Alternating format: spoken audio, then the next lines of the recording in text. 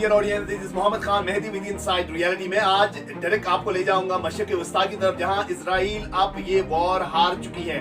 जो मशरिक वस्ता का जो गेम है, पैलेस्टाइन इशू है, उसको लेकर ईरान और इसके सपोर्टर प्रॉक्सीज पूरी दुनिया के ऊपर हावी नजर आते हैं। और कोलंबिया यूनिवर्सिटी से लेकर अमेरिका के गली गली कोचे कोचे अब भर चुकी है इसराइल के खिलाफ।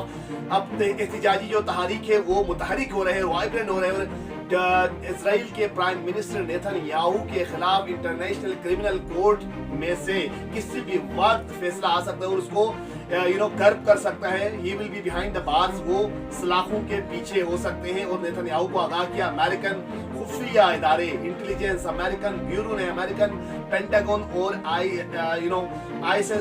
CIA ने इंतबाह कर लिया कि नेतन्याहू किसी वक्त जेल के सलाखों के पीछे हो सकते हैं। और ये तमाम उसकी मजालिम बर्बरियत जारी है जो मजलूम पैलेस्टाइन के ऊपर उन्होंने बरता, इसकी वजह से उसको आलमी रिसवाई का सामना है। और 33,000 से ज्यादा मासूमों को कुचलने के बाद भी वो अब भी अनब्रिडन नजर आते हैं। मगरबी कुव्वतों की इमा पर खुसूसन अमेरिका और इसराइल के ऊपर सपोर्ट हासिल है। इसके बरक्स मुसलमान ममालिक के अंदर बेहिसी उनके अंदर जहालत और तारीकी नजर आती है, जिसकी वजह से मजलूम फलस्तीनियों के लहू आज भी सस्ता और नजर आते हैं और वो नाला है। और मगर फलस्तीनियन जो कॉज है वो पूरी दुनिया के ऊपर उजागर हो चुका है। और ईरान ने इसको तकवीत दी है जब इसराइल के ऊपर मिसाइलों की और ड्रोन्स की बरसात की, जिसकी वजह से इसराइल का सो कॉल्ड डिफेंस सिस्टम अब नाकाम नजर आते हैं।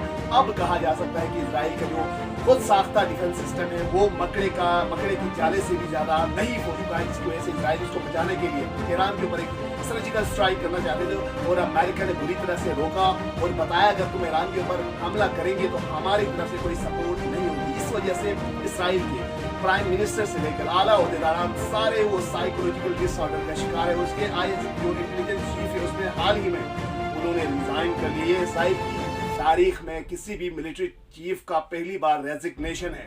तो जो रियलिस्टिक तबका है पूरी दुनिया के ऊपर, उनका ये तज्जिया एनालिसिस है। अगर मशरिक वस्ता के अंदर इसराइल फिर से रिटालिएट करते ईरान के ऊपर, ये वार अगर फुल फ्लेज स्केल पर चलती है तो लेबनान से जो हिजबुल्लाह के ऊपर मिसाइल्स है 200,000 के करीब वो इसके बूछार करेंगे इसराइल के ऊपर। अगर उनके जो न्यूक्लियर रिएक्टर के ऊपर गिरते हैं तो 10 लाख के करीब डेथ वाकई हो सकती है।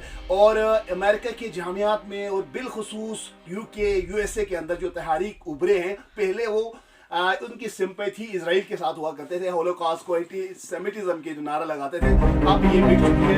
इसराइल की भाषा में कार्रवाई अब सोशल मीडिया की पूरी मगरबी मुल्कों में, हल्कों में यूरोपियन कंट्रीज तक पहुंच चुकी है। टू स्टेट सॉल्यूशन अब इनएविटेबल बन चुका है, जिसको रोकने के लिए पूरी